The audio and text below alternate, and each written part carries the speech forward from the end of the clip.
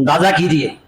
قرض لیا جا سکتا ہے، اگر ارادہ دینے کا ہو تو یقیناً اللہ رب العزت اس بندے کی مدد فرماتا ہے۔ اور جو بندہ قرض لیتا ہے واپس نہیں کرتا، نبی صلی اللہ علیہ وسلم نے فرمایا، اور اس ارادے سے لیتا ہے میں نے واپس نہیں کرنا، لقی اللہ وہو سارق، صحیح ترغیب و ترہیب میں روایت موجود ہے، وہ اللہ تعالیٰ سے چور کی حیثیت میں ملے گا، چور کی حیثیت۔ قرض لیا، اس نیت سے لیا میں نے واپس نہیں لوٹانا۔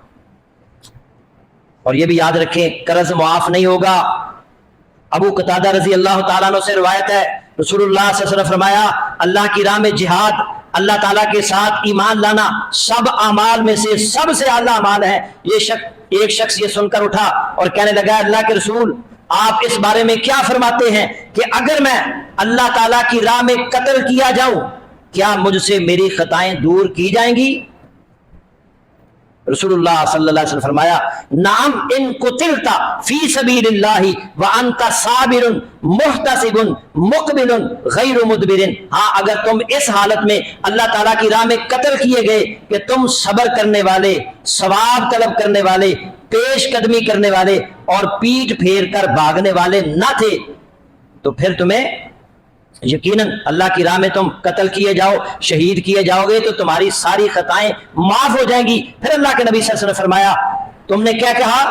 اس نے پھر وہی اپنی بات دہرائی، اے اللہ کے رسول آپ اس بارے میں کیا فرماتے ہیں کہ اگر میں اللہ کی راہ میں قتل کیا جاؤں تو کیا میری خطائیں مجھ سے دور کی جائیں گی؟ آپ صلی اللہ علیہ وسلم نے فرمایا، ہاں اگر تم صبر کرنے والے ہوئے، اجر و ثواب طلب کرنے والے، پیش قدمی کرنے والے ہوئے، پیٹھ پھیر کر بھاگنے والے نہ ہوئے، علت دین مگر قرض، تمہاری ساری خطائیں معاف ہو جائیں گی مگر قرض نہیں معاف ہوگا، کیونکہ جبریل میرے پاس ابھی آئے ہیں اور انہوں نے آ کر کہا ہے کہ شہید کا ہر خطا، اس کی ہر خطا معاف کر دی جائے گی مگر قرض معاف نہیں ہوگا۔ نبی صلی اللہ علیہ وسلم فرمایا، والذی نفسی بیدہ، اس ذات کی قسم جس کے ہاتھ میں میری جان ہے، اگر کوئی شخص اللہ کی راہ میں قتل کیا جائے، پھر اس کو زندہ کیا جائے، پھر اس کو قتل کیا جائے، پھر اس کو زندہ کیا جائے، پھر اس کو قتل کر دیا جائے، اس کے ذمے قرض ہو، ما دخل الجنت حتی یقضى عنہ، تو وہ قرض ادا ہونے تک جنت میں داخل نہیں ہوگا۔ جب تک قرض ادا نہیں ہوگا وہ جنت میں داخل نہیں ہوگا۔ ہم معمولی سمجھتے ہیں،